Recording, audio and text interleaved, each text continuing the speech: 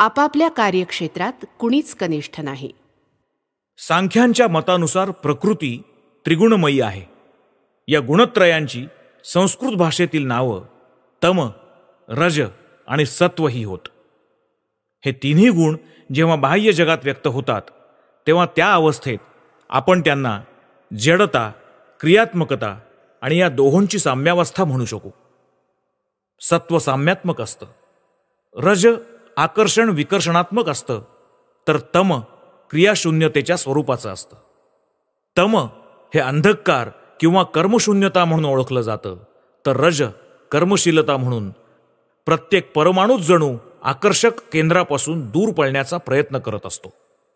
आणि सत्व म्हणजे या दोहोंची साम्यावस्था, उभयतांची समतोल स्थिती. आपल्या सर्वांचाच हा अनुभव आहे की आपल्यात कधीकधी तमोगुण बळावतो आणि त्यामुळे आपण पराकाष्ठेचे आळशी बनून जातो, जणू जागचे हलू शकत नाही. अगदी निष्क्रिय बनून काही विशिष्ट भावनांचे बंदे गुलाम होऊन बसतो. परत कधीकधी आपल्यात कर्मशीलता प्रबल होते, तर कधीकधी उभयतांचं संतुलन होऊन चित्तात शांत भावाचा उदय होतो. हा सत्वगुण.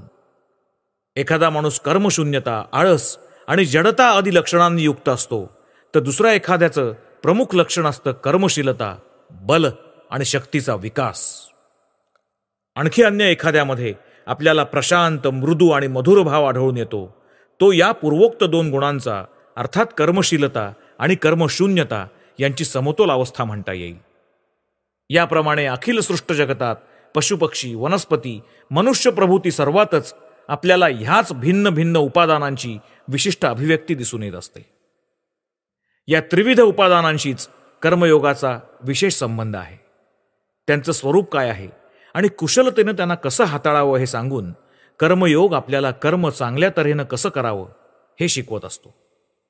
मानव समाज ही एक स्तरास्तरांची संघटना आहे. त्यातील सर्वच व्यक्ती जणू एकेका स्तरात विभागलेल्या आणि वेगवेगळ्या पायऱ्यांवर अवस्थित असतात. नीती, सदाचार आणि कर्तव्य कशाला म्हणतात ते तुम्हा आम्हा सर्वांनाच ठाऊक आहे. पण त्याचबरोबर आपल्याला असंही आढळून येतं की निरनिराळ्या देशातून या सदाचाराची किंवा नीतीची धारणा अगदी वेगवेगळी असते. एका देशात ज्याला सदाचार म्हणून मानण्यात येतं, देशांतरी तोच कदाचित सपशेल दुराचार गणला जाईल. दृष्टांतादाखल म्हणता येईल की काही देशामध्ये अगदी सख्ख्या बहीण भावांखेरीज इतर भावा बहिणींना एकमेकांशी लग्न करण्याची पूर्ण मुभा असते, तर अन्यत्र तेच अतिशय दुराचाराचं ठरतं. काही ठिकाणी पुरुषांना स्वतःच्या मेहुणीशी विवाह करण्याची पूर्ण मोकळीक असते, तर इतरत्र तोच असदाचार ठरतो. कुठे लोकांना फक्त एकदाच लग्न करता येतं, तर कुठे अनेकदा. याप्रमाणे सदाचाराच्या इतर सर्व बाबीतही स्थानपरत्वे प्रत्येकाचा आदर्श अगदी वेगवेगळा असल्याचं आपल्या दृष्टोत्पत्तीस येईल. आणि तरी देखील आमच्या अंतःकरणात मात्र अशी भावना वसत असते की ह्या सदाचाराचा एक सार्वजनीन आदर्श अस्तित्वात आहेच आहे. कर्तव्यासंबंधीही असंच. कर्तव्याची कल्पना निरनिराळ्या जातीत अजिबात निरनिराळी असते. एखाद्या देशात एखाद्या माणसानं काही विशिष्ट कार्य केली नाहीत, तर तो आपल्या कर्तव्याला जागला नाही, त्यांनी चूक केली आहे असं लोक म्हणतात. दुसऱ्या एखाद्या देशात तीच कार्य केल्यावरून त्यानं कर्तव्य बजावलं नाही, त्यांनी बरोबर केलं नाही असा त्याला लोक बोल लावतात. पण तरीसुद्धा आपण हे पक्क जाणून असतो की ह्या कर्तव्याचं एक सार्वजनीन स्वरूप अवश्यमेव आहे. त्याला एक सार्वजनीन अशी बाजू आहेच आहे. ह्याप्रमाणे काही विशिष्ट समाज विशिष्ट कार्यांना आपलं कर्तव्य समजत असतात, तर दुसऱ्या काहींचं मत मात्र याच्या अगदी उलट असतं. ती कार्य करावी लागण्याचा प्रसंग ओढवण्याच्या नुसत्या कल्पनेनी त्यांच्या अंगावर कसे शहारे उठतात. असो, अशा परिस्थितीमध्ये आपल्याला दोन मार्ग मोकळे आहेत. पैकी पहिला म्हणजे सत्याचा मार्ग फक्त एकच एक असून बाकी सगळे चुकीचे होत असं मानणाऱ्या अज्ञजनांचा धोपट मार्ग अनुसरणे हा होय. आणि दुसरा म्हणजे ज्ञानी लोकांचा मार्ग अनुसरून असा विश्वास बाळगणं की आपल्या मनाची ठेवण आणि ज्या साऱ्या विभिन्न अवस्थांमध्ये आपण अवस्थित आहोत त्यांची श्रेष्ठ कनिष्ठता यानुसार कर्तव्य आणि सदाचार वेगवेगळे असू शकतात. सारांश, हे तथ्य उमजणं अत्यंत आवश्यक आणि महत्त्वाचं आहे की कर्तव्य आणि सदाचार यांचे भिन्न भिन्न स्तर आहेत. त्यात एक चढती भाजणी आहे आणि एका अवस्थेतील कर्तव्य दुसऱ्या अवस्थेत कर्तव्य ठरणार नाही, ठरणं शक्य नाही. देश काल पात्र भेदानी सर्वच भिन्न भिन्न असणार. पुढील दृष्टांतानं हे तत्व उत्तम रीतीने विशद करता येईल. सर्वच महापुरुषांची शिकवण आहे की अशुभाच्या किंवा वाईटाच्या प्रतिकाराचा प्रयत्न करू नका. अशुभाचा प्रतिकार न करणं हा सर्वोच्च नैतिक आदर्श होय. आता आपल्या सर्वांनाच हे पुरेपूर ठाऊक आहे की आपल्यापैकी काही थोड्या जणांनी जरी हा उपदेश तंतोतंत अंमलात आणण्याचा चंग बांधला तरी देखील सारीच्या सारी समाजबंधनं छिन्न होऊन समाज पार ढासळून जाईल. आपलं जीवित आणि आपली मालमत्ता दुष्ट लोकांच्या तावडीत सापडून त्यांचा हवा तसा खेळखंडोबा करून आपल्या सर्वस्वाची धूळधाण करण्यास त्या बदमाशांना अगदी मोकळं रानच सापडेल. फार कशाला, फक्त एकच दिवस जरी हा असला अप्रतिकार धर्म कृतीत आणला गेला तरी सुद्धा समाजाचे 12 वाजायला पळाचाही विलंब लागणार नाही. पण म्हणून काय झालं? हे सर्व खरं असलं तरी सुद्धा या अप्रतिकार तत्वाच्या सत्यतेची आपल्याला अगदी प्राणोप्राण, अगदी अंतरीच्या अंतरी प्रचिती येतच असते ना. तो आपल्याला सर्वोच्च आदर्श वाटतोच ना. आणि तरीही उठल्या सुटल्या केवळ याच आदर्शाचा प्रचार करीत गेल्यामुळे मानवांना अनुचित कर्म करणारे ठरवून त्यांचा धिक्कार करणंच होणार नाही काय? एवढंच नाही तर अशानी लोकांच्या मनात आपण सर्वदाच चूक करत आहोत या भावनेची सतत टोचणी राहील आणि या सगळ्याचा परिणाम हाच होईल की कोणतंही काम करत असताना सदसत विवेक बुद्धी त्यांना निरंतर जाचत राहील. यानं त्यांचं मन दुबळं बनून जाईल. आणि लक्षात ठेवा की इतर कोणत्याही दुबळेपणापेक्षा ही असली आत्मनिर्भत्सनेची भावना अधिक पापांना जन्म देत असते. ज्या व्यक्तींनी स्वतःची घृणा करण्यास आरंभ केलाय तिला अधोगतीचं द्वार सताड मोकळं झालंच म्हणून समजा. जातीसंबंधीही असंच. आमचं मुख्य कर्तव्य ते हेच, स्वतःची घृणा न करणे. उन्नत होऊ गेल्यास आधी स्वतःवर विश्वास आवश्यक आहे, ईश्वरावर नंतर. स्वतःवरच ज्याचा विश्वास नाही त्याचा ईश्वरावर विश्वास कसा बसणार? सारांश, कर्तव्य आणि सदाचार ही अवस्था भेदानुसार भिन्न भिन्न असतात. ह्या सिद्धांताचा स्वीकार केल्याशिवाय आपल्याला काहीच गत्यंतर नाही. अन्यायाचा प्रतिकार केला म्हणजे जात्यात सदोष असं कृत्य आपल्या हातून घडलं अशातला मुळीच भाग नाही. अन्यायाचा प्रतिकार करणं नेहमी दोषावहच असतं असंही नाही. उलट एखाद्या विशिष्ट अवस्थेत प्रतिकार करणं माणसाचं कर्तव्य कर्मच ठरू शकेल.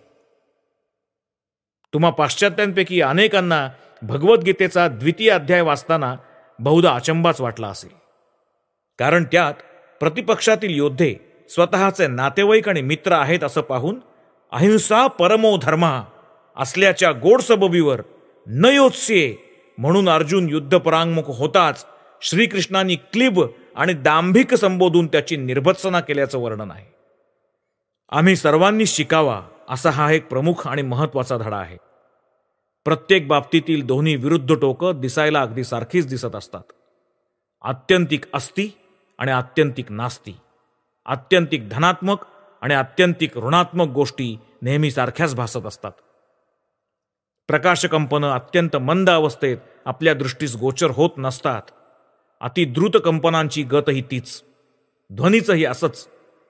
अति क्षीण व मृदू असल्यास तो ऐकूच येत नाही आणि अति उच्च असल्यासही ऐकू येत नाही. प्रतिकार आणि अप्रतिकार यांच्यामध्येही अशाच स्वरूपाचा फरक आहे. एक जण अन्यायाचा कसलाच प्रतिकार करत नाही कारण तो दुर्बळ, आळशी आणि प्रतिकार करण्यास असमर्थ असतो. प्रतिकाराची इच्छाच नसल्यामुळे तो प्रतिकार करीत नाही असं नाही. दुसऱ्या एखाद्याला पक्की खात्री असते की मनात आणल्यास तो जबरदस्त तडाखा लगावू शकेल आणि तरीही तो केवळ तसं करत नाही. इतकंच नव्हे तर आपल्या शत्रूला आशीर्वाद देतो. जी व्यक्ती दुबळेपणामुळे प्रतिकार करत नाही तिला पाप लागतं. अतएव तिच्या ह्या अप्रतिकारापासून तिला कसलाच लाभ होणं शक्य नाही. ह्याच्या उलट जर त्या दुसऱ्या समर्थ व्यक्तीने प्रतिकार केला तर तिनं देखील पापच केल्यासारखं होईल. बुद्धदेवाने सिंहासनाला लाथ मारून आपल्या राजपदाचा त्याग केला, ह्याला त्याग म्हणता येईल. परंतु ज्याच्याजवळ त्याग करण्यासारखं काहीच नाही अशा एखाद्या कंगालाच्या बाबतीत त्याग करण्याचा मूळ प्रश्नच उद्भवू शकत नाही. आणि म्हणून या अप्रतिकाराच्या आणि आदर्श प्रेमाच्या गोष्टी बोलताना आपल्याला खरोखर काय म्हणायचंय इकडे विशेष लक्ष देणं नेहमी आवश्यक असतं. आपल्यात प्रतिकाराची शक्ती आहे किंवा नाही हे आधी काळजीपूर्वक आजमावून पाहणं अत्यंत उचित होय. त्यानंतर मग अंगी शक्ती असून देखील जर आपण प्रतिकाराचा थोडाही प्रयत्न करणार नाही तर आपण प्रेमाने प्रेरित होऊन खरं महत्कार्य केलं असं म्हणता येईल.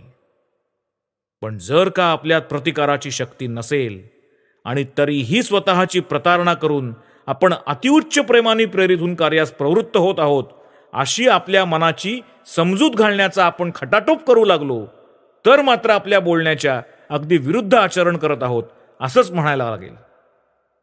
समोर उभी असलेली शत्रूची व्यूह असलेली प्रचंड सेना पाहून अर्जुनाच्या हृदयात धडकी भरली. अर्जुन भ्याला.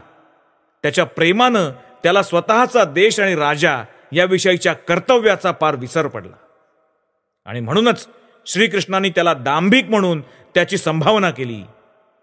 अशोचानन व शोचस्त्वम प्रज्ञा वादांश्च भाषसे. शोक करण्यास अयोग्य व्यक्तीसाठी तू शोक करतोयस आणि बाता मात्र पांडित्याच्या करतोयस.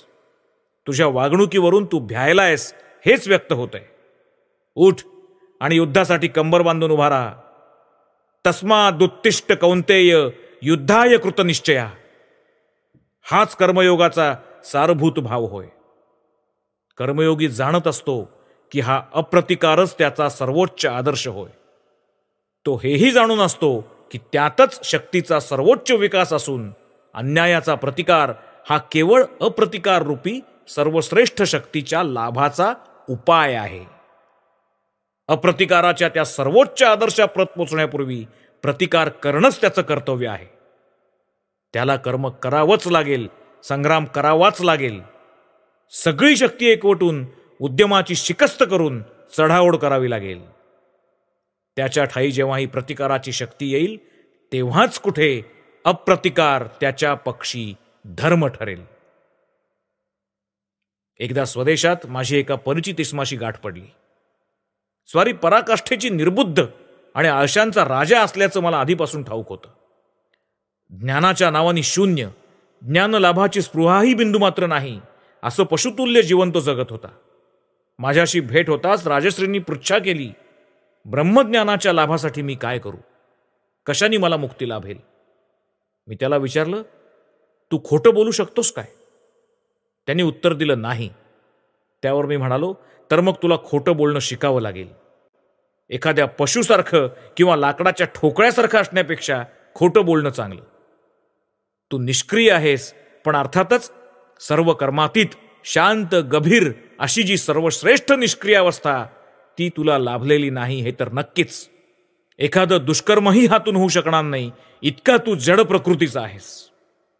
अर्थातच मी हे ज्या माणसाविषयी बोलतोय त्याच्या इतके तामसिक प्रवृत्तीचे लोक साधारणतः आढळत नाहीत आणि मी थट्टा करत होतो, त्याचा उपहास करत होतो हेही तितकंच खरं. पण माझ्या म्हणण्याचा अभिप्राय हाच होता की संपूर्ण निष्क्रिय अवस्था किंवा शांत भाव प्राप्त करून घ्यायचा असेल तर माणसाला कर्मशीलतेमधूनच जावं लागेल. आलस्याचा सर्वथैव परित्याग केला पाहिजे आणि क्रियाशीलता म्हटली म्हणजे प्रतिकार हा आलाच. सर्व प्रकारच्या मानसिक आणि शारीरिक दुर्बलतेचा प्रतिकार करा.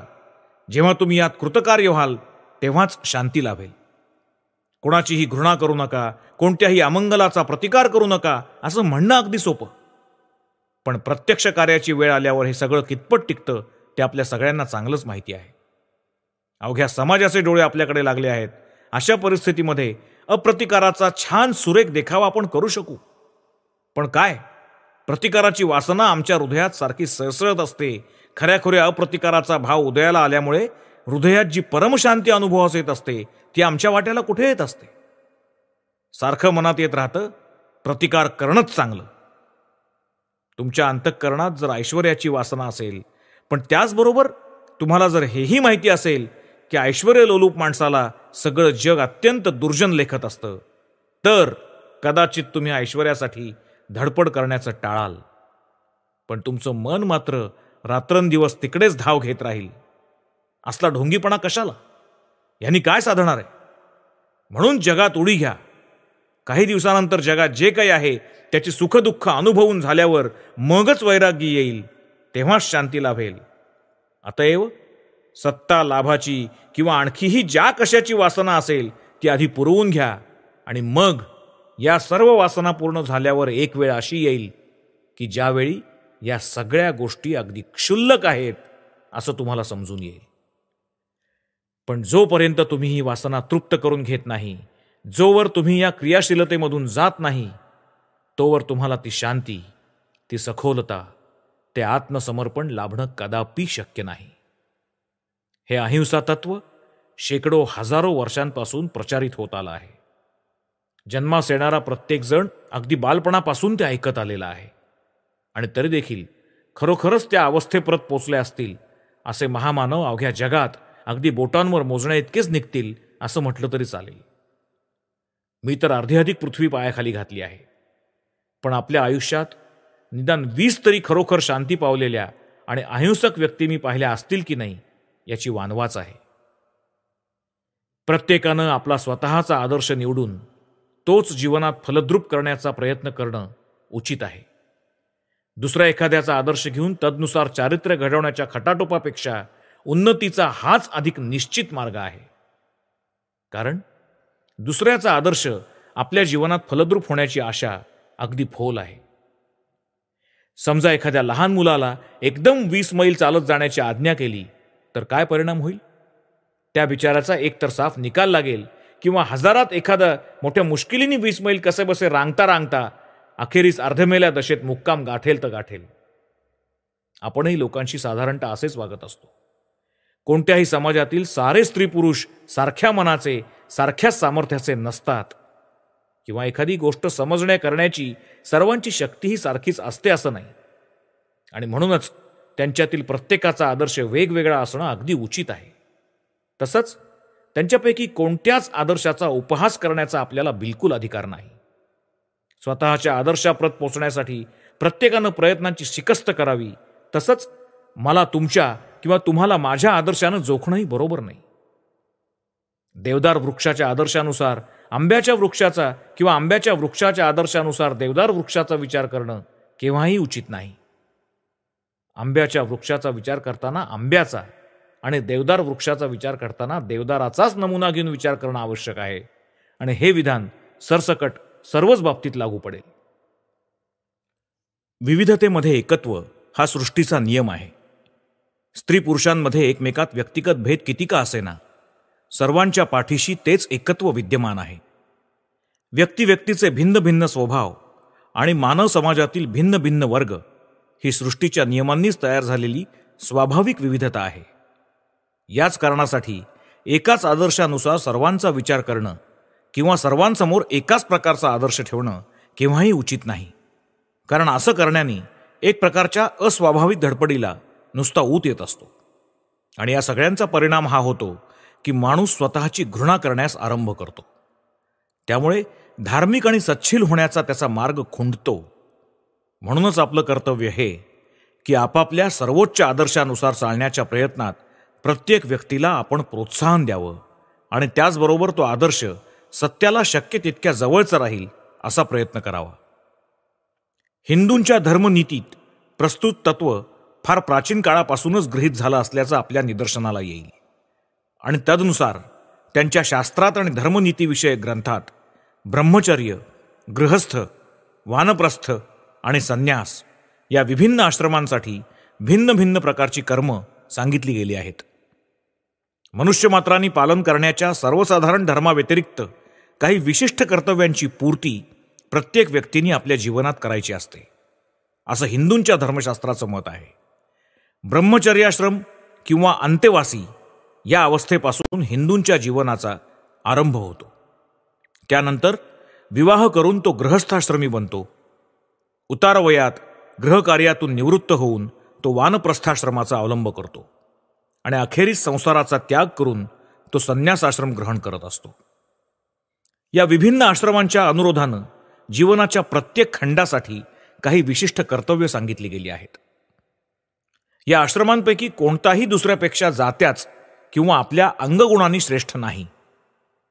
विवाह न करता धर्मकार्यार्थ ज्याने आपलं जीवन अर्पिलं आहे त्याच्यापेक्षा विवाहित व्यक्तीचं जीवन कोणत्याच तऱ्हेने यत्किंचितही कमी प्रतीचं नाही. तख्तनशील बादशाह आणि रस्ते झाडणारा एखादा मेहतर हे दोघेही सारखेच श्रेष्ठ, सारख्याच गौरवाचे अधिकारी आहेत.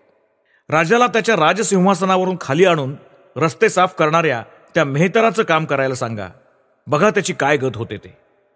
उलट त्या झाडूवाल्याच्या हाती राजदंड देऊन त्याला सिंहासनावर नेऊन बसवा आणि बघा तो तरी कसा काय राज्यकारभार चालवू शकतो ते. संसारापेक्षा संन्यासी श्रेष्ठ म्हणणं अगदी फोल आहे. प्रपंचातून निघून जाऊन स्वच्छंद आणि सोप्या मार्गाने आयुष्य घालवण्यापेक्षा प्रपंचात राहून परमेश्वराची आराधना करणंच उलट कठीण आहे. असो, पुढच्या काळात ह्या पूर्वोक्त 4 आश्रमांचा ऱ्हास होऊन गृहस्थ आणि संन्यास या 2 आश्रमातच त्याचं पर्यवसान झालं. आज भारतात हे 2च आश्रम अस्तित्वात आहेत. गृहस्थ विवाह करून नागरिकाच्या कर्तव्यांचं पालन करत असतो. सर्वसंग परित्यागी संन्याशी आपली समस्त शक्ती केवळ धर्माकडेच नियुक्त करत असतो. त्याने केवळ ईश्वरोपासना करावी आणि धर्मोपदेश द्यावा, धर्माचा प्रसार करावा. कोणता आश्रम कठीण हे तुम्हाला सहजच कळून येईल.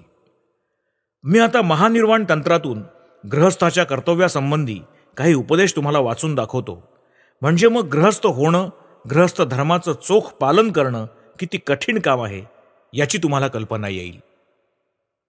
ब्रह्मनिष्ठो गृहस्थस्यात् ब्रह्मज्ञानपरायणः यद्यत् कर्म प्रकुर्वीत तद्ब्रह्मणी समर्पयेत. गृहस्थानं ब्रह्मनिष्ठ असलं पाहिजे. ब्रह्मज्ञानाचा लाभच त्याच्या जीवनाचं अंतिम लक्ष असावं. तथापि त्यांनी निरंतर कर्म केलं पाहिजे, आपली सगळी कर्तव्य पार पाडली पाहिजेत.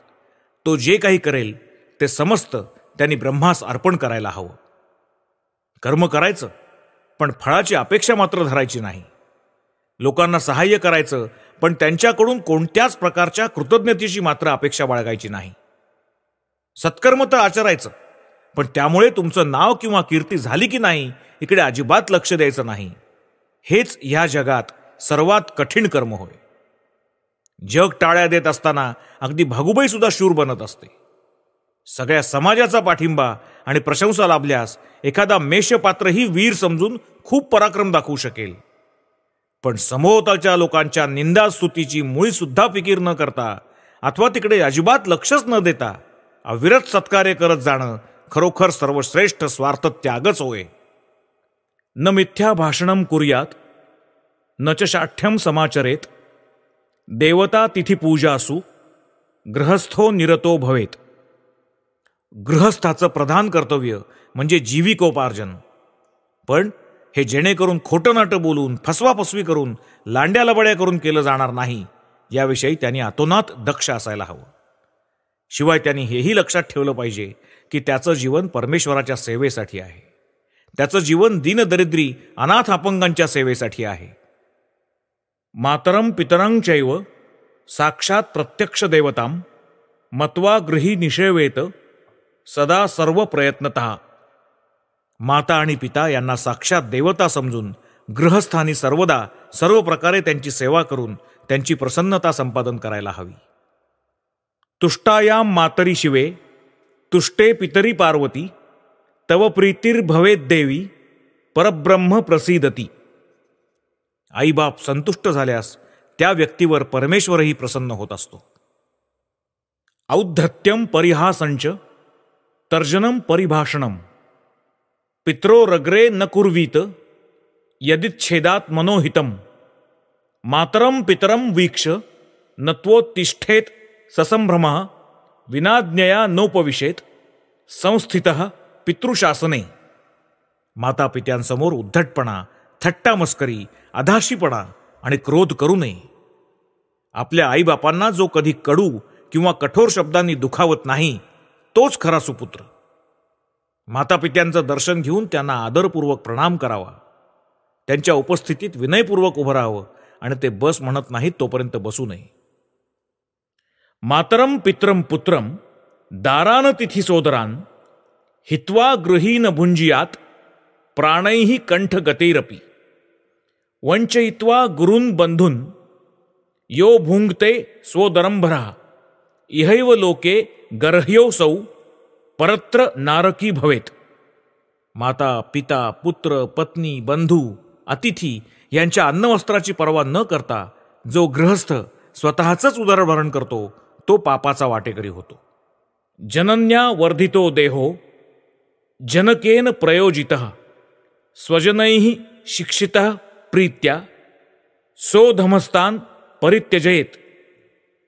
एषामर्थे महेशानी कृत्वा कष्टशतान्यपि प्रीणयेत सततम शक्त्या धर्मो ह्येष सनातनः. आईबापांपासूनच या शरीराची उत्पत्ती. त्याकरता काय वाटतील त्या हालअपेष्टा सोसून त्यांना आनंदात ठेवणं हेच उचित होय. स्वतःच्या सहधर्मिणी संबंधी गृहस्थाचं कर्तव्य असं आहे. न भार्यान ताडयेत क्वापी मातृवत पालयेत सदा न त्यजेत घोर कष्टेऽपि यदि साध्वी पतिव्रता. स्थितेषु स्वीयदारेषु स्त्रियमन्यां न संस्पृशेत दुष्टेन चेतसा विद्वान अन्यथा नारकी भवेत. विरले शयनं वासं त्यजेत प्राज्ञः परस्त्रिया अयुक्त भाषणंचैव स्त्रियं शौर्यं न दर्शयेत. धनेन वाससा प्रेम्णा श्रद्धया मृतभाषणैः सततं तोषयेत दारान् ना प्रियं क्वचिदाचरेत. यस्मिन् नरे महेशानी तुष्टा भार्या पतिव्रता सर्वो धर्मः कृतस्तेन भवती प्रिय एव सा. गृही व्यक्तीनं पत्नीला चुकूनही कठोर शब्दांच्या आघाताने दुखावू नये. तिचा सर्वदा मातृवत प्रतिपाळ करावा आणि ती जर साध्वी पतिव्रता असेल तर कष्टविपत्तींचे डोंगरही कोसळले तरीही तिला अंतर देता कामा नये. जाणत्यानं परस्त्रीला कलुषित चित्तानं स्पर्श करू नये. असं केल्यामुळे तो नरकात जातो. ज्ञानी व्यक्तींनी परस्त्रीसहित निर्जनी शयन किंवा एकांतवास करू नये. स्त्रियांसमोर अनुचित भाषा वापरू नये. मी हे केलं, मी ते केलं म्हणून फाजील फुशारकी मिरवू नये. धन, वस्त्र, प्रेम, श्रद्धा, अमृततुल्य मधुर शब्द यांनी स्त्रीला नेहमी संतुष्ट राखलं पाहिजे. तिला अप्रिय असं कोणतंच आचरण करू नये. पार्वती ज्या भाग्यवंतावर पतिव्रता भार्या संतुष्ट असते त्याला स्वधर्माचरणात यश आलं असून तो तुलाही प्रिय होत असतो. पुत्रकन्याप्रती गृहस्थाचं कर्तव्य हे असं आहे. चतुर्वर्षावधी सुतान लालयेत पालयेत सदा ततः षोडशपर्यंतम गुणान विद्यांच शिक्षयेत. विंशत्यब्दाधिकान पुत्रान प्रेरयेत गृहकर्मसु ततस्तां स्तुल्य भावेन मत्वा स्नेहं प्रदर्शयेत. कन्याप्येवं पालनीया शिक्षणीयाति यत्नतः देया वराय विदुषे धनरत्न समन्विता. 4 वर्षांचा होईपर्यंत मुलाचे लाड पुरवून नंतर मग तो 16 वर्षांचा होईपर्यंत त्याला नानाविध सद्गुणांचं आणि विविध विद्यांचं शिक्षण द्यावं. विशी ओलांटाच त्याला गृहकर्मात नियुक्त करावं. त्याला आपल्या बरोबरीचा समजून पित्यांनी नेहमी प्रेमपूर्वक वर्तणूक द्यावी. कन्येचंही हुबेहूब याचप्रमाणे लालन पालन केलं पाहिजे. अत्यंत काळजीपूर्वक शिकवून सवरून उपवर होताच यथाकाली धनालंकारांसहित सत्पात्र वराला ती अर्पण केली पाहिजे. एवं क्रमेण भ्रातृंश स्वश्रुभ्रातृसुतानपि ज्ञातीन मित्राणि भृत्यांश्च पालयत तोषेत गृही ततः स्वधर्म निरतान एक ग्राम निवासिन अभ्यागतानुदासीनान गृहस्थः परिपालयेत. यद्येवं नाचरेत देवी गृहस्थो विभवे सती पशुरेव स विज्ञेयः स पापी लोकगर्हितः. गृहस्थांनी भाऊ बहिणी आणि अडचणीत असल्यास त्यांची मुलं बाळं त्याचप्रमाणे आपले नातेवाईक, मित्र, नोकर चाकर यांच्याकडेही लक्ष पुरवून त्यांना संतुष्ट ठेवलं पाहिजे. त्यानंतर म्हणजे स्वग्रामवासी धर्मनिष्ठ व्यक्तींचा आणि सहाय्यार्थ आलेल्या गरीब अतिथी अभ्यागतांचाही गृहस्थांनी समाचार घ्यायला चुकता कामा नये.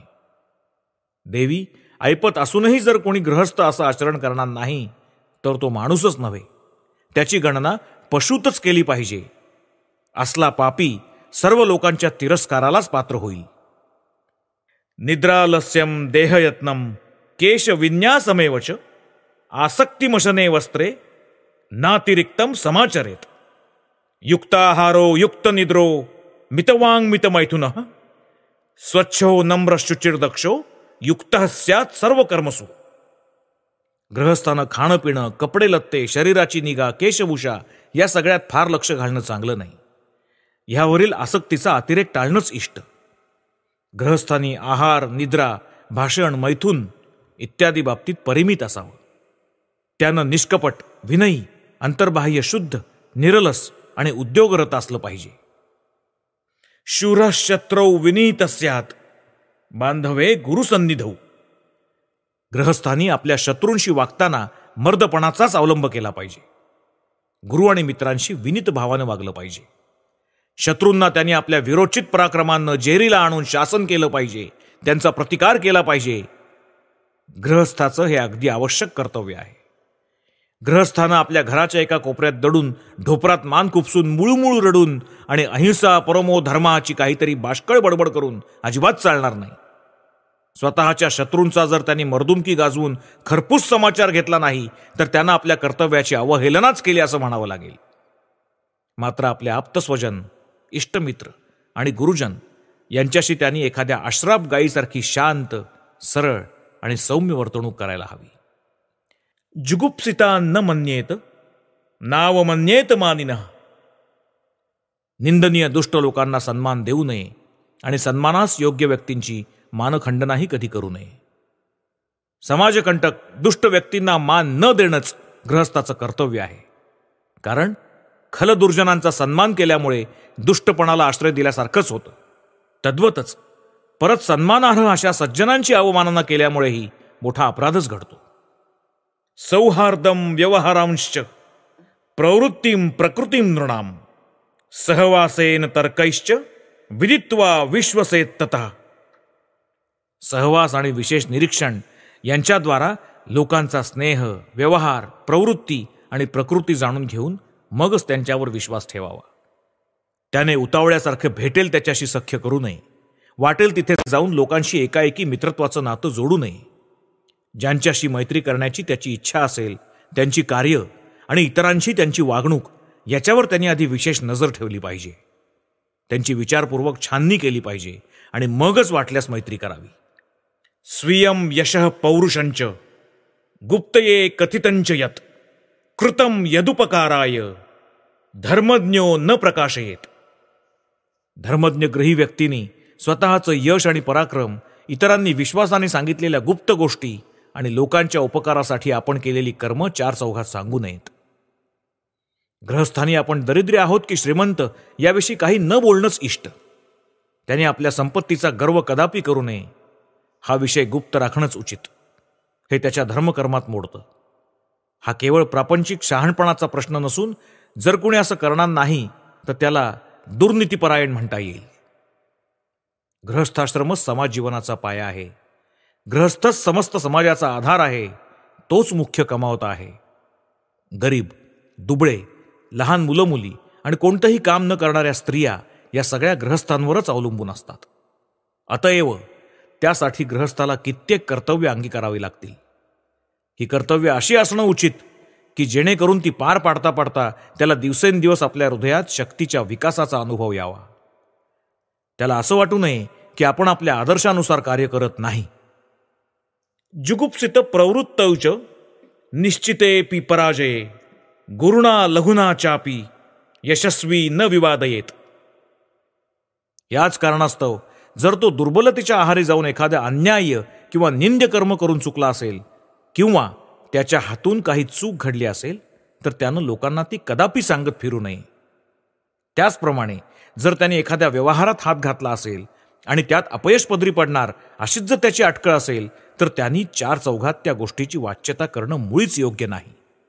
स्वतःचे दोष असे वेशीवर टांगण्याचं काही प्रयोजन तर नाहीच नाही, पण शिवाय असल्या उपद्व्यापामुळे त्याच्या स्वतःच्याच उत्साहाचा भंग होऊन आपलं कर्तव्य कर्म चोखपणे बजावण्यास तो अपात्र बनेल. त्याच्याकडून जी काही चूक झाली असेल तिचं फळ तर त्याला भोगावं लागणारच आहे, पण जेणेकरून सुधारणा होऊन पुढे चांगल्या तऱ्हेने वागता येईल असा प्रयत्न त्याला फिरून करावाच लागेल. जग नेहमी शक्तिमान आणि दृढचित्ताच्या व्यक्तींनाच सहानुभूती दाखवत असतं. विद्याधन यशोधर्मान यतमान उपार्जयेत व्यसनम चासताम संगम मिथ्याद्रोहम परित्यजेत. प्रयत्नपूर्वक विद्या, धन, यश, धर्म यांचं अर्जन करावं आणि व्यसन, कुसंगती, मिथ्याभाषण, परद्वेष यांचा त्याग करावा. त्यांनी प्रथम म्हणजे ज्ञानलाभासाठी जीवापाड झटलं पाहिजे. दुसरं म्हणजे धनोपार्जनाची आटोकाट खटपट केली पाहिजे. हे त्याचं कर्तव्य आहे आणि तो जर आपलं कर्तव्य पार पाडणार नाही तर त्याची माणसात गणना करताच यायची नाही. जो गृहस्थ धनोपार्जनाचा प्रयत्न करत नाही तो अनितिमानच म्हणायला हवा. एखाद्या आळशाप्रमाणे आयुष्य घालवून वर त्यातच जर तो संतुष्ट असेल तर तो दुर्नीतीपरायण दुर्जनच होय. कारण शेकडो जीव त्याच्याच तोंडाकडे बघून जगत असतात. तोच जर चांगला धनवान होईल तर किती जणांना हातभार लावू शकेल. ह्या तुमच्या शहरात जर श्रीमंत होण्याचा प्रयत्न करणारे आणि श्रीमंत झालेले शेकडो लोक नसते तर ही सारी सभ्यता, हे अनाथाश्रम आणि या टोलेजंग हवेल्या कुठे असत्या. या दृष्टीने धनार्जनास प्रवृत्त होणं काही वाईट नाही. कारण धन हे वितरणासाठी आहे. गृहस्थच समाज जीवनाचं केंद्र. वित्त संपादन आणि त्याचा सत्कार्यात व्यय ही त्याच्या दृष्टीने उपासनाच होय. कारण एखाद्या संन्याशाला आपल्या गुहेत राहून उपासना केल्यामुळे स्वतःच्या मुक्तिलाभासाठी जे सहाय्य होतं अगदी तेच सदुपायानी आणि सदुद्देशानं धनशाली बनण्याचा प्रयत्न करणाऱ्या गृहस्थालाही लाभत असतं. कारण या दोघांच्या मध्येही ईश्वरावरील आणि ईश्वराचं म्हणून जे काही आहे त्यावरील भक्तीच्या भावनेने प्रेरित होऊन केलेल्या आत्मत्याग, आत्मसमर्पण रूपी एकाच धर्माचे केवळ दोन विभिन्न विकास झालेले आपल्याला आढळून येतात. पुष्कळदा लोक आपल्या आवाक्या बाहेरच्या कार्याला हात घालतात. त्याचं फळ एवढंच होतं की त्यांना आपला कार्यभाग उरकण्यासाठी दुसऱ्यांना फसवावं लागतं. अवस्थानुगताश्चेष्टा समयानुगताः क्रियाः तस्मादवस्थां समयम वीक्ष्य कर्म समाचरेत. तसंच प्रयत्न अवस्थेवर आणि क्रिया समयावर अवलंबून असतात.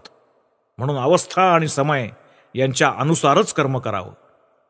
सर्वच बाबतीत हा समय विशेष विचारामध्ये घ्यायला हवा. एके समयी जी गोष्ट अयशस्वी झाली त्याच गोष्टीत दुसऱ्या एखाद्या समयी कदाचित संपूर्ण साफल्य लाभणं अशक्य नसतं. सत्यम मृदुप्रियम धीरो वाक्यम हितकरम वदेत आत्मोत्कर्षम तथा निंदाम परेशाम परिवर्जयेत. धैर्यशील गृहस्थ व्यक्तीनं सत्य, मृदू, प्रिय आणि हितकर भाषण करावं. स्वतःच्या उत्कर्षाचं गुऱ्हाळ आणि दुसऱ्यांच्या निंदेचं पुराण यांना फाटा द्यावा. जलाशयाश्च वृक्षाश्च विश्रामगृहमध्वनी सेतुः प्रतिष्ठितो येन तेन लोकत्रयम जितम. जी व्यक्ती जलाशयाचं खनन करते, रस्तोरस्ती दुतर्फा वृक्षारोपण करते, मार्गामध्ये धर्मशाळा आणि सेतू निर्माण करते, ती तिन्ही लोक जिंकत असते. मोठे मोठे योगी लोक ज्या पदाला प्राप्त होत असतात तेच पद या व्यक्तीसही ही सगळी कर्म करून लाभत असतं. असो, या सगळ्यावरून हे स्पष्ट दिसून येतं की कर्मयोगाच्या समस्त तत्वांना जीवनामध्ये उतरवणंच गृहस्थाचं मुख्य कर्तव्य होय. नित्य क्रियाशीलता हा कर्मयोगाचा एक भाग आहे आणि तेच गृहस्थाचं कर्तव्य आहे. या तंत्रग्रंथातच पुढे आणखी एक श्लोक आढळतो. न बिभेति रणाद यो वै संग्रामेप्य परांगमुखा धर्मयुद्धे मृतो वापी तेन लोकत्रयम जितम. जो युद्धात भय पावत नाही, जो संग्रामाला परांगमुख होत नाही, जो धर्मयुद्धात देह ठेवतो तो त्रिलोक जिंकतो. स्वदेशासाठी किंवा स्वधर्मासाठी युद्ध करता करता जो ग्रस्त धारातीर्थी पतन पावतो त्याला योगीगणांना ध्यानाद्वारे लाभणाऱ्या पदाचीच प्राप्ती होत असते. यावरून हे स्पष्ट होतं की एकाचं जे कर्तव्य ते दुसऱ्याचं कर्तव्य असत नाही, परंतु त्याचबरोबर शास्त्र त्यापैकी कोणाला श्रेष्ठ वा कनिष्ठ लेखत नाही. वेगवेगळ्या देशकालपात्रांसाठी निरनिराळी कर्तव्य आहेत आणि आपण ज्या अवस्थेत आहोत तिला अनुरूप अशा कर्तव्यांचं पालन आपल्याला केलं पाहिजे. या साऱ्यातून आणखी एक निष्कर्ष निघतो, तो म्हणजे सर्व प्रकारच्या दुर्बलतेचा सर्वथा तिरस्कार करा. आमच्या तत्वज्ञानात, आमच्या धर्मात किंवा कर्मात, आमच्या समस्त शास्त्रोपदेशांमध्ये हाच एक विशेष भाव मला अतोनात आवडतो.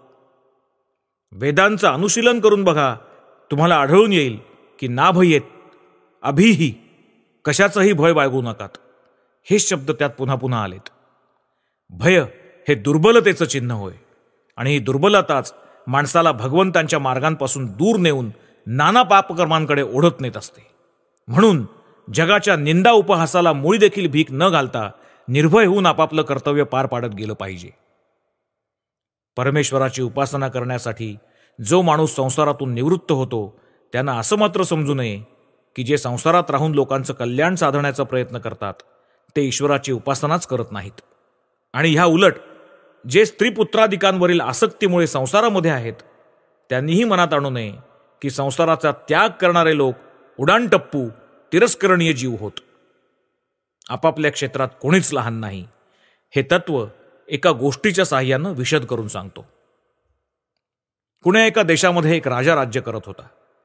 आपल्या राज्यात जो कोणी संन्यासी येईल त्याला तो विचारत असे, जो संसाराचा त्याग करून संन्यास ग्रहण करतो तो श्रेष्ठ, की जो घरी राहून गृहस्थाची समस्त कर्तव्य करत जातो तो श्रेष्ठ?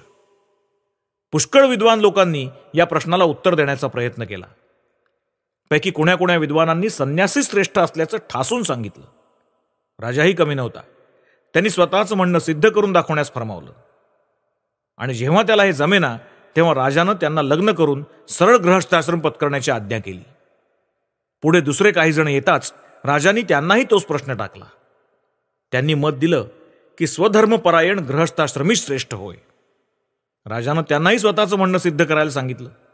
आणि ते आपल्या बाजूनी कोणतंही बलवत्तर प्रमाण देण्यास असमर्थ ठरताच राजांनी त्यांनाही गृहस्थ धर्म स्वीकारून आपल्या राज्यात राहण्यास भाग पाडलं. होता होता होता शेवटी एक तरुण संन्याशी त्या राजाच्या दरबारात आला. राजांनी त्यालाही तोच प्रश्न विचारला. संन्याशांनी उत्तर दिलं, राजन, आपापल्या कार्यक्षेत्रात दोघेही श्रेष्ठ, कुणीच कनिष्ठ नाही. राजा म्हणाला, तर मग हे सिद्ध करून दाखवा. त्यावर संन्यासी गंभीरपणे उत्तर देता झाला, होय महाराज, मी जरूर आपलं म्हणणं सिद्ध करून दाखवेन, पण त्याकरता तुम्हाला आधी माझ्याबरोबर येऊन काही दिवस माझ्यासारखं राहावं लागेल. पहा, असं करू शकत असाल तर मी माझ्या स्वतःच्या विधानाच्या सिद्ध्यर्थ पुरावा सादर करू शकेन. राजा ताबडतोब तयार झाला आणि मग आपलं राज्य मागे ठेवून त्या संन्याशाच्या मागोमाग जाता जाता राज्यामागून राज्य ओलांडून तो एका मोठ्या राज्यात येऊन थडकला. त्या राज्याच्या राजधानीमध्ये एक जंगी समारंभ चालला होता. राजा आणि संन्यासी दोघांच्याही कानात नगाऱ्यांचे निनाद, इतरही निरनिराळ्या वाद्यांचे ध्वनी आणि घोषणांची गर्जना शिरू लागली. प्रजाजन नटून थटून रस्तोरस्ती जमून ओळी ओळीनं दाटून उभे होते. मोठ्या मोठ्यानं काहीतरी द्वाही फिरवण्यात येत होती. काय प्रकार चालला हे बघण्यासाठी राजा आणि संन्यासी तिथेच उभे राहिले. द्वाही फिरवणारा मोठमोठ्यानं ओरडून घोषणा करत होता, आमच्या राजकन्येचं स्वयंवर होणार आहे. भारतात प्राचीन काळी राजकन्यांनी स्वतः पती निवडण्याची ही स्वयंवर प्रथा प्रचलित होती. प्रत्येक राजकन्येच्या आपल्या भावी वरासंबंधी काही विशिष्ट कल्पना असत. कोणाला मदनाचा पुतळा हवा असे, कोणाला बृहस्पती पाहिजे असे, तर कोणाला आपल्याला कुबेर मिळावा असं वाटत असे. आणि तदनुसार प्रत्येकीचा काहीतरी पण असे. आजूबाजूच्या सगळ्या राज्यातील राजपुत्र सर्वोत्कृष्ट अशा विरोचित वेशामध्ये राजकन्येच्या समोर उपस्थित होत. कधी कधी तर राजपुत्रांचे भाटही तिथे हजर असत. ते त्यांची गुणावली गाऊन राजकन्यांनी त्यांनाच का वरावं याचं रसभरीत वर्णन करत असत. राजकन्येला अत्यंत शोभिवंत वेशभूषेमध्ये एका सिंहासनावर बसवून ते सिंहासन सर्वत्र वहन केलं जाई. ती जमलेल्या राजपुत्रांकडे एकेकाकडे पाहत असे आणि कोण किती गुणशाली आहे ते ऐकत असे. आणि तिला संतोष वाटला नाही तर ते आपल्या वाहकांना सरळ पुढे चलाचा आदेश देत असे. मग राजनंदिनीच्या पाणीग्रहणाची आकांक्षा धरून आलेल्या त्या बिचाऱ्या नापसंत राजपुत्राकडे कोणी ढुंकूनही पाहत नसे. पण जर राजदुहिता त्यापैकी एका कोणावर संतुष्ट झाली तर त्याला मनानं वरून ती त्याच्या गळ्यात एक पुष्पमाला घालत असे आणि त्या घटकेपासून तो तिचा जीवनस्वामी बनत असे. ज्या देशात आपला तो संन्यासी आणि राजा येऊन पोचले होते त्या देशाच्या राजकन्येचंही असं स्वयंवर सुरू होतं. ही राजकन्या अनुपम लावण्यवती होती आणि तिचा भावी पती राजाच्या मृत्यूनंतर त्याच्या सिंहासनावर आरूढ होणार होता. दुनियेतील सगळ्यात सुस्वरूप अशाच पुरुषाच्या गळ्यात माळ घालीन असा त्या राजकुमारीचा पण होता. पण तिच्या स्वतःच्या मनासारखा रूपसुंदर पुरुष तिला आढळतच नव्हता. यापूर्वी कितीदा तरी असाच तिच्या स्वयंवराचा समारंभ होऊन चुकला होता, पण कोणीच तिचं चित्त वेधू शकला नव्हता. आजपर्यंत होऊन गेलेल्या समस्त स्वयंवर सभांमध्ये आजची सभा सगळ्यात भव्य आणि मनोज्ञ अशी होती. पूर्वीपेक्षा कितीतरी अधिक लोक आज तिथे संमिलित झाले होते. एकूण सभेचं दृश्य अत्यंत अद्भुत असंच होतं. अनिंद्य सुंदर राजतनया सिंहासनावर उपविष्ट होऊन सभामंडपात प्रवेश करती झाली आणि वाहकगण तिला त्या सभेमध्ये भिन्न भिन्न स्थानी वाहून नेऊ लागले. राजकन्येनं कुणाकडेही नुसता दृष्टिक्षेप देखील केला नाही. हाही प्रसंग वायात जाणार असं वाटून सगळेजण अगदी हताश होऊन म्लान होऊन गेले. अशा समयी एक तरुण संन्यासी तिथे उपस्थित झाला. त्याच्या रूपलावण्याची अपरूप प्रभा पाहून असा भास व्हावा की जणू स्वयं सूर्यदेवच आकाशमार्ग सोडून धरातली अवतीर्ण झाले आहेत. तो कुतूहलवश होऊन मंडपाच्या एका कोपऱ्यात उभा राहून सगळा प्रकार अवलोकन करण्यात मग्न होऊन गेला होता. राजकुमारीने भूषित असं ते रत्नजडित आसन काही वेळाने त्याच्या समीप आलं. त्या निरुपम देखण्या संन्याशावर राजकन्येची दृष्टी पडली, मात्र लागलीच वाहकांना थांबण्याची तिची आज्ञा झाली आणि त्या लज्जावनत शालीन राजकन्येनं चटदिशी त्या संन्याशाच्या गळ्यात आपल्या हातातील वरमाला टाकून दिली. त्या तरुण संन्याशानं माला झटकन हाती घेतली आणि ती दूर भिरकावून देत तो उद्गारला, हा काय वेडेपणा करतायस? मी संन्यासी, विवाहाशी माझा काय संबंध? तिच्या पित्याला वाटलं बहुधा निर्धन असल्यामुळे हा माणूस राजकन्येशी विवाह करायला धजत नसावा.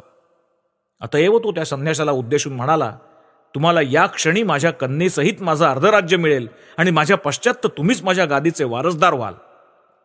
एवढं म्हणून त्यांनी फिरून त्या संन्याशाच्या गळ्यात ती माळा घातली आणि संन्याशांनी काय त्रास हा, मी विवाह करू इच्छित नाही, मग हे काय म्हणून, असं म्हणून ती माला झुगारून दिली आणि अतिद्रुत गतीने त्या सभेतून प्रस्थान केलं. इकडं त्या युवकावर राजकन्येचं मन इतकं बसलं की एकतर यांच्याशीच विवाह करीन, नाही तर प्राण देईन असा तिने एकच ध्यास घेतला. आणि एवढ्यावरच न थांबता त्या संन्याशाला परत आणण्यासाठी ती त्याचा मार्ग काढत त्याच्या मागे मागे जाऊ लागली. तेव्हा तो आपला दुसरा संन्यासी ज्यांनी राजाला तिथे नेलं होतं, राजाला म्हणाला, चला आपण या दोघांच्या मागोमाग जाऊ. त्यानंतर हे दोघेजण मध्ये बरंच अंतर राखून त्याच्या मागून चालू लागले. राजकुमारीचा हात झिडकारणारा तो संन्यासी राजधानीतून बाहेर पडून कैक कोस खेड्यापाड्यातून जाता जाता एका किर्र जंगलात शिरला. राजकन्येनं त्यांचं अनुसरण केलं. बाकीचे दोघंही त्यांच्या पाठोपाठ चालू लागले. त्या संन्याशाला या अरण्याचा कोपरान कोपरा माहीत होता. कुठे कोणती चोरवाट आहे याचा अगदी इत्यंभूत ठाव ठिकाणा त्याला होता. तिन्ही सांजाहून अंमळ काळोख पडताच तो झटकन आशाच एका आडवाटेला लागला आणि कुठेतरी गडप होऊन गेला. राजकन्येला त्याचा काही पत्ता लागेना. बराच वेळ त्याला शोधून काढण्याची खटपट करून अखेरीस निराश होऊन ते एका झाडाखाली बसली आणि धीर खचून जाऊन रडू लागली. कारण त्या घोर अरण्यातून बाहेर पडण्याचा मार्ग त्या असूर्यम पश्चात राजकन्येला कुठून माहिती असणार. तेव्हा आपला तो राजा आणि दुसरा संन्यासी पुढे येऊन तिच्याजवळ जाऊन तिला म्हणू लागले, राजकन्ये रडू नकोस, आम्ही तुला या रानातून बाहेर काढण्याचा मार्ग दाखवून देऊ. पण सध्या रस्ता सापडणं कठीण आहे, कारण एव्हाना काळोख फार होऊन गेलाय. या इथे एक मोठं झाड आहे, ये आज आपण त्याच्याच खाली विश्रांती घेऊ. पहाट होताच आम्ही तुला जंगलाबाहेर घेऊन जाऊ, तू निश्चिंत अस. त्या झाडावर एक पक्ष्याचं घरटं होतं. त्यात एक लहानसा पक्षी, पक्षीण आणि त्याची 3 चिमुकली पिल्लं राहत असत. त्या लहानच्या पक्षानं खाली पाहिलं आणि तिथे त्या झाडाखाली तिघेजण असल्याचं बघून तो पक्षिणीला म्हणाला, प्रिये, आपण काय बरं करणं उचित आहे?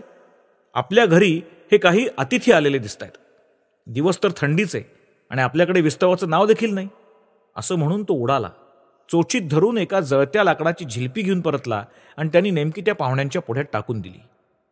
त्या जळत्या झिलपीत आणखी थोडी इंधनाची भर घालून एक छानदार आगटी पेटवली.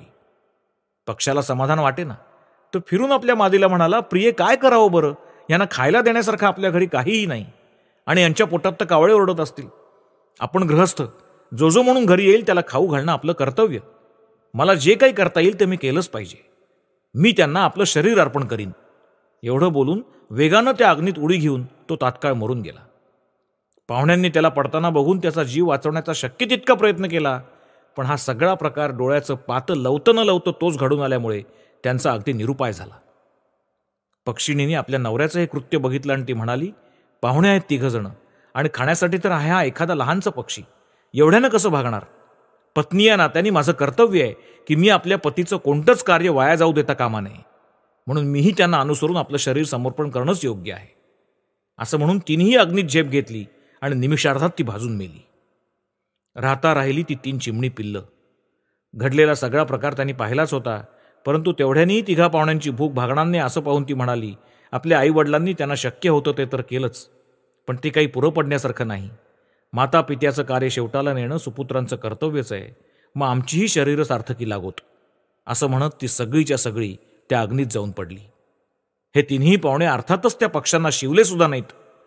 जे काही पाहिलं त्याने अगदी थक्क होऊन जाऊन त्यांनी उपाशी पोटीच कशी तरी ती रात्र काढली.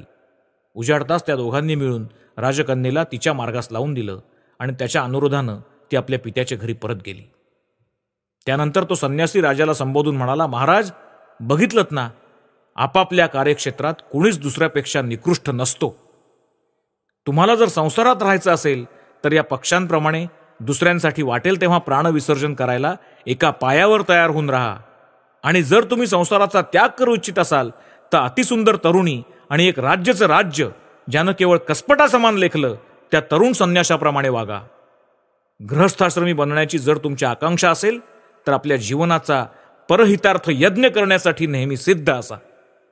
आणि जर संन्यासी होण्याचीच तुमची मनीषा असेल तर मग सौंदर्य, ऐश्वर्य आणि प्रभुता याकडे नुसतं ढुंकूनही बघू नका.